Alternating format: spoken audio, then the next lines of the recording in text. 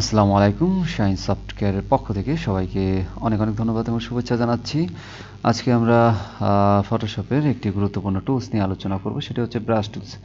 এই ব্রাশ টুলসটাকে আপনারা কিবোর্ড থেকে বি দ্বারা সিলেক্ট করতে পারেন অথবা মাউস পয়েন্টার দিয়ে সিলেক্ট করতে পারেন, কোনো সমস্যা নেই।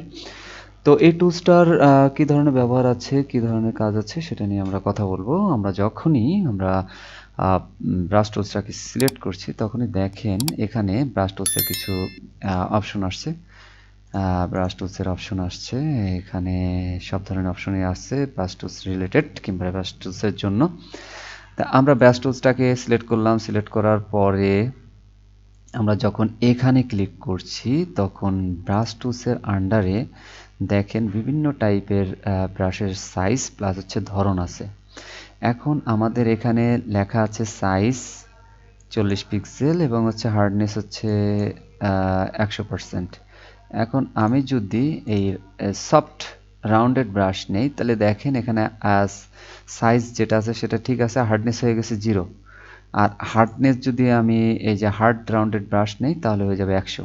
আর এটা আপনার ইচ্ছা মতো আপনি কমাতে পারেন, বাড়াতে পারেন, কোনো সমস্যা নেই। আপনি যদি সাইজটাকে ছোট করেন তাহলে ছোট হয়ে যাবে, মাঝারি করলে মাঝারি হয়ে যাবে, আর বড় করলে বড় হয়ে যাবে। ওকে, অনেক বড় হয়ে গেছে, এই যে বড় হয়ে গেছে। ওকে, তো তাছাড়া আপনারা মাউস পয়েন্টারটাকে আপনারা কিবোর্ড থেকে যে থার্ড ব্র্যাকেট আছে ডান সাইডের থার্ড ব্র্যাকেটটা যদি চাপ দেন তাহলে আস্তে আস্তে বড় হবে, এবং বাঁ সাইডের থার্ড ব্র্যাকেটটাকে যদি আপনি চাপ দেন তাহলে আস্তে আস্তে ছোট হবে। এটা হচ্ছে আপনার কিবোর্ড দ্বারা করা হয়। তো কাজের ক্ষেত্রে আপনারা ইউজ করতে পারেন। এখন আমি কি করব, আমি ছোট করে নিচ্ছি। আমি এখন সফট যে রাউন্ডেড ব্রাশ আছে এই রাউন্ডেড ব্রাশটি ইউজ করব। এই দেখেন সফট রাউন্ডেড ব্রাশ। এখন কথা হচ্ছে আমার অপাসিটি এখানে 10 দেওয়া আছে, আমি করে নেব 100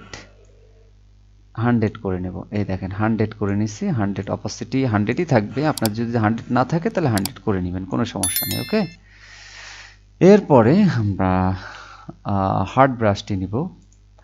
এই যে হার্ড রাউন্ডেড ব্রাশটি নিব, এই যে হার্ড রাউন্ডেড ব্রাশ, এই যে দেখেন কত সুন্দর হার্ড রাউন্ডেড ব্রাশ। ওকে, এরপরে আমরা নিব হচ্ছে soft rounded pressure size brush. এখন এই ব্রাশটার কাজ কি? এই ব্রাশটা সেম একই কাজ, কিন্তু এই ব্রাশটি ইউজ করা হয় মানে প্রেসারটা তখনই কাজ করবে যখন আপনারা কোনো একটি ডিজিটাল আর্ট করতে যাবেন, কিংবা হচ্ছে ডিজিটাল যে প্যাড আছে এই প্যাডের মধ্যে ড্রয়িং করতে যাবেন। যখন আপনি প্রেসার দিবেন মোটা চিকন হবে, তখনই আপনারা এর পার্থক্যটা বুঝতে পারবেন। ওকে, কিন্তু মাউস পয়েন্টার দিয়ে আহ, মানে সেম ভাবে আপনার প্রেসার পড়ছে এবং সেইভাবেই এটা দাগ পড়ছে। তো আপনারা যখন পেনের মধ্যে প্রেসার দিবেন তখন মোটা হবে, পেনের মধ্যে কম প্রেসার দিলে তখন চিকন হবে। এটা হচ্ছে যে প্রেসারের কাজ। এরপরে আমরা আরেকটি ব্রাশে যাই, সেটা হচ্ছে ড্রাই ড্রাই ড্রাই ড্রাই। ওকে, ড্রাই, এটা বড় করেন, বড় করলাম, বড় করলাম। ওকে, এরপরে আরেকটা নেই, এটা বড় করেন। আমি থার্ড ব্র্যাকেট দিয়ে বড় করছি। ওকে ওকে ওকে ওকে ওকে, এরপরে আমরা যাব হচ্ছে ওয়েট মিডিয়া ব্রাশের মধ্যে। এই যে ওয়েট মিডিয়া ব্রাশ, কোনো ব্যাপার না। ওকে ওকে ওকে ওকে, সুন্দর। এরপরে আমরা দেখাবো হচ্ছে special effect brush. Special effect ব্রাশটি আসলে আপনারা যখন কোনো একটি ব্যাকগ্রাউন্ড অথবা গ্রাফিক্স করতে যাবেন তখন এই ইফেক্টগুলো ইউজ করা লাগে। হ্যাঁ, এটা হচ্ছে প্রয়োজনের উপরে কিংবা প্রয়োজন ভেদে আপনারা দরকার লাগলে ইউজ করবেন, দরকার না লাগলে ইউজ করার দরকার নেই। তো আমি জাস্ট দেখানোর দরকার আমি দেখাচ্ছি, তাছাড়া আর কিছুই না।